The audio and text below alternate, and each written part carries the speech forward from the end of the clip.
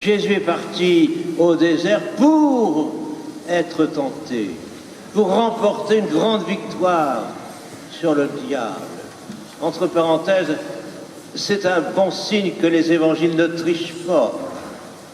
Quand on écrit l'évangile, on sait déjà que Jésus est le Fils de Dieu, et on montre le Fils de Dieu tenter de faire le mal. Mes frères, Jésus a vraiment été tenté, plus que vous. Comme la Sainte Vierge aussi.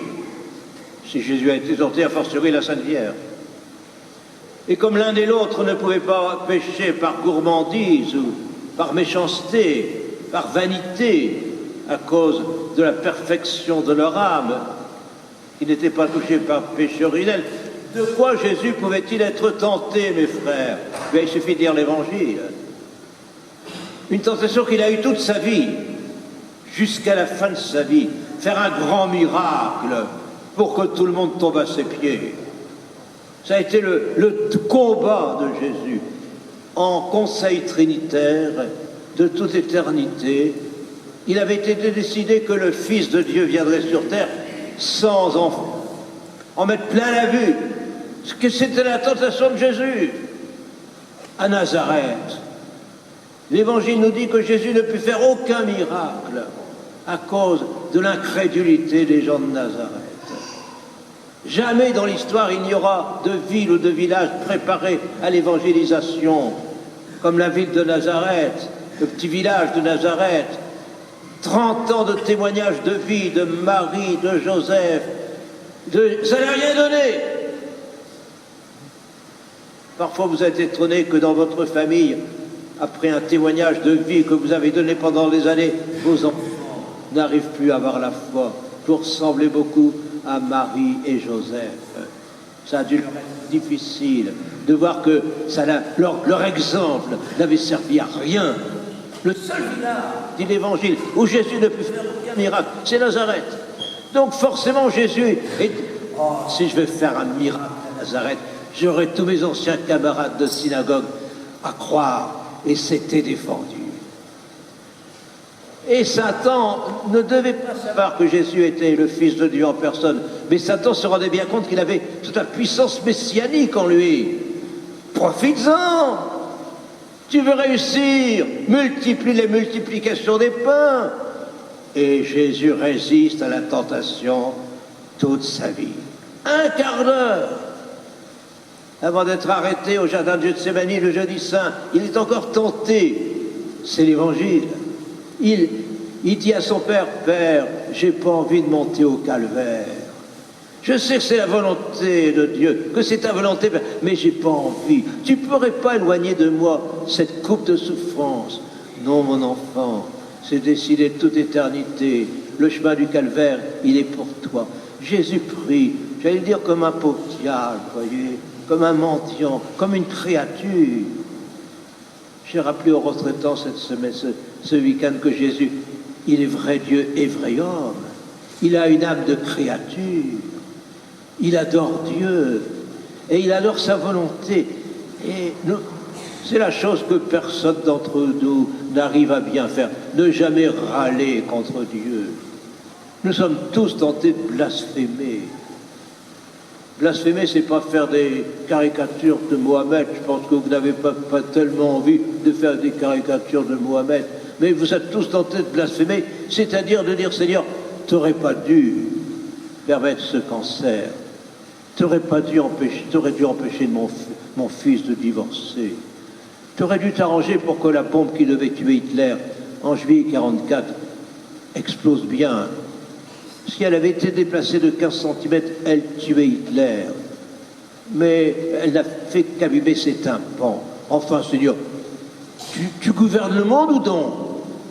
T'es bizarre, t'aurais dû. Oh. Quand vous vous permettez de dire à Dieu t'aurais dû, vous blasphémez. Vous jugez Dieu. Vous vous prenez pour plus malin que Dieu. C'est notre tentation à tous, c'est la tentation de Jésus. Jésus a du mal à accepter la volonté de Dieu. Il prie, il supplie Dieu. C'est merveilleux, c'est au catéchisme, aux enfants. Même Jésus, il a eu du mal à faire la volonté de Dieu. Mais il y a réussi sous l'influence de l'Esprit Saint qui habitait en lui. Et il finit par dire ce grand mot, juste avant d'être arrêté. Abba, papa, que ta volonté soit faite et non la mienne. Et c'est comme ça qu'il nous sauve. Et tout à l'heure, au moment de la petite élévation, je vais offrir à Dieu ce sourire que Jésus a offert au sein de sa souffrance. Thérèse aurait dit, la rose de mon sourire au milieu des épines de ma vie. Vous venez à la messe, mes frères, vous l'oubliez un petit peu trop. Vous ne venez pas seulement pour communier au corps de Jésus à la fin de la messe. Vous venez pour offrir le saint sacrifice de la messe. Et j'ai appris très jeune que de ce temps-là, c'était en latin. Que le mot le plus célèbre, le plus important de toute la liturgie catholique, c'est le Amen, qui termine la prière eucharistique. Par lui, avec lui et en lui, à toi, Dieu, le Père Tout-Puissant, tous les sacrifices, tous les sourires que nous avons offerts pendant les semaines, nous les offrons en union avec ce sourire de Jésus. Je vous ai montré un crucifix que j'aime bien, qui est vénéré par les moines de l'Érins au sud de Cannes, où Jésus sourit sur sa croix. C'est pas réaliste pour dessous, bien sûr. Torturé qu'il était, il devait grimacer.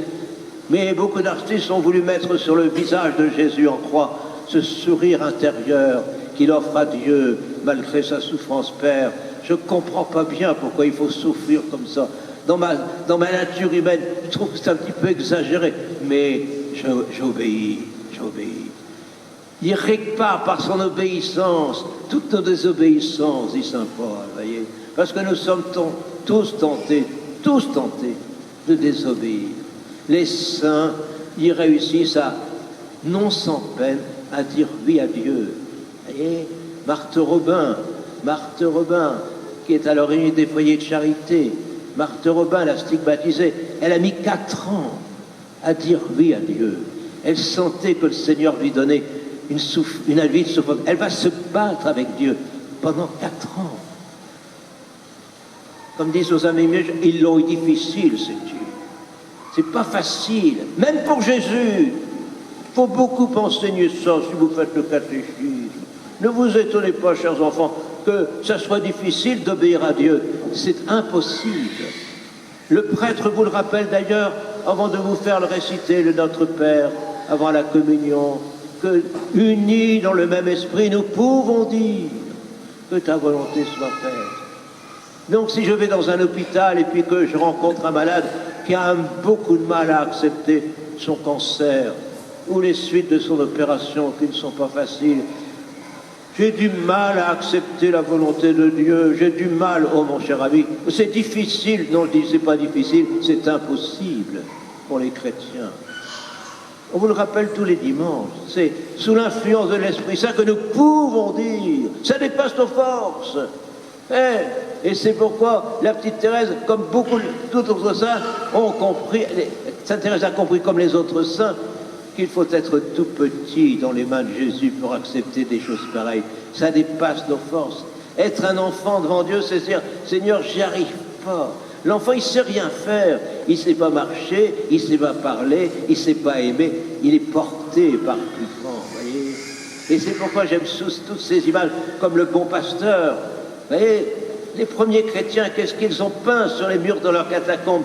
Jésus portant la petite brebis fragile dans ses bras, parce que par eux-mêmes, les enfants de Dieu ne savent pas dire oui à Dieu. Ça dépasse nos forces. J'ai retrouvé l'image de ma première communion que j'ai faite à 6 ans, il y a bien longtemps. Et la religieuse qui nous préparait, elle nous faisait admirer un petit bonhomme dont on parlait, Guy de Fontgalant, qui avait toujours dit oui à Dieu. Et sur l'image, on donnait aux petits-enfants et aux petites filles de 6 ans, le plus beau mot à dire, c'est le mot de oui. J'ai compris très vite ce que j'aurais dû vivre parfaitement toute ma vie, mais bien sûr que je suis comme les autres, j'ai pas toujours dit oui, j'ai rouspété, parfois j'ai eu du mal à dire oui, mais on finit par dire oui. Et le plus beau oui, je le dirais, à l'heure de la mort, qui est le moment le plus important de la vie. Un futur chanteur, ça, vous voyez. Oh, il ne me gêne pas, ne partez pas. C'est un fond musical qui n'empêche pas les gens d'écouter. Bon. Donc, au moment de la mort, quand je verrai à quel point je suis orgueilleux, misérable, Dieu, heureusement, m'apparaîtra dans toute sa miséricorde. Et je dirai enfin le oui définitif de ma vie. Alors même si je suis dans le coma, avec assistance respiratoire, ça sera le grand mot. Mais le moment le plus important de ma vie, il faut enseigner ça aussi au catéchisme, c'est l'heure de la mort. Sinon, je vous salue Marie est ridicule. Priez pour nous maintenant et à l'heure de notre mort. Même si c'est un suicide, quelle que soit la façon dont on meurt, on ne sait pas, vous ne voyez pas, même si vous accompagnez les mourants, vous ne voyez pas, c'est secret. Et je termine par là, mes frères, la vie essentielle, on l'a rappelé le mercredi décembre, c'est caché. Et le jour de votre enterrement, on racontera ce que vous avez fait, votre vie publique, votre métier. On racontera la prédication d'un prêtre ou son ministère paroissial. C'est sa vie publique, c'est pas la vie essentielle. Notre vie à tous, comme dit saint Paul, elle est cachée. C'est-à-dire les sourires que vous offrez à Dieu dans le fond de votre cœur au moment d'une difficulté. Les autres ne le voient pas. Votre conjoint, vos frères et sœurs, vos enfants ne le voient pas. Mais c'est le plus important de votre vie. Ce que les historiens ne raconteront jamais. Les SMS, comme je dis, les sourires minuscules, silencieux. Pour moi, c'est les choses essentielles de ma vie, les SMS. Les sourires minuscules, silencieux que j'offre à Dieu quand j'ai envie de rouspéter. Ô petit Pierre, tu m'offres ce sourire, que ça me fait plaisir. Et comme dirait Thérèse dans son langage imagé, mais j'offrais, et en offrant ces roses au Seigneur au milieu de mes épines, mon chant sera d'autant plus mélodieux que les épines seront longues et piquantes. Les saints ne sont pas masos. Ils savent très bien que Dieu n'aime pas la souffrance, bien sûr, que c'est un mal qu'il faut combattre sous toutes ses formes, qu'il faut prendre les médicaments et les traitements nécessaires pour combattre une maladie. Mais si la maladie l'emporte, si le médicament ne fait pas son effet, si la radio ou la chimiothérapie ne font pas leur effet, ben c'est Dieu qui, en un mot, on ne sait pas comment dire, qu'il permet, c'est mal dit parce que quand on est tout puissant et qu'on permet le mal, on donne l'impression d'être complice du mal. Dieu n'est pas complice du mal, mais ça rentre dans ses plans. Et tous les saints, sans exception, ont accepté ce grand mystère que nous allons proclamer dans quelques secondes dans le credo. Je crois en Dieu, le Père Tout-Puissant, qui sait ce qu'il fait. Je vous ai montré, retraitant l'enfant Jésus, tenant le globe de l'univers dans sa main gauche, une statue que nos grands-parents avaient sur leur cheminée, une statue très célèbre il y a quelques dizaines d'années. Jésus, maître du monde, tout ce qui arrive, c'est Dieu qui le permet. Rien ne se produit, tout est grâce, dirait Thérèse. Ou dans une formule encore plus belle peut-être qu'elle envoie à Léonie, sa sœur, la sœur difficile. L'unique bonheur sur cette terre, dit Thérèse, c'est de s'appliquer à toujours trouver délicieuse la part que Jésus nous donne. Ça, c'est la sainteté. Mais c'est au-dessus de nos forces. Et puis même Thérèse ne l'a pas toujours dit comme ça. Il n'y a aucun saint qui a vécu comme Jésus et Marie, à toujours dire oui à Dieu. Pour le faire, il faut s'abandonner comme un enfant dans les mains de Dieu. Et pouvoir murmurer comme Charles de Foucault, comme Thérèse, un chant que vous aimez bien, mais que vous ne pouvez pas chanter sans une grâce très spéciale de l'Esprit Saint. Mon Père, je m'abandonne à toi. Fais de moi quoi que tu fasses, je te remercie. Je suis prêt à tout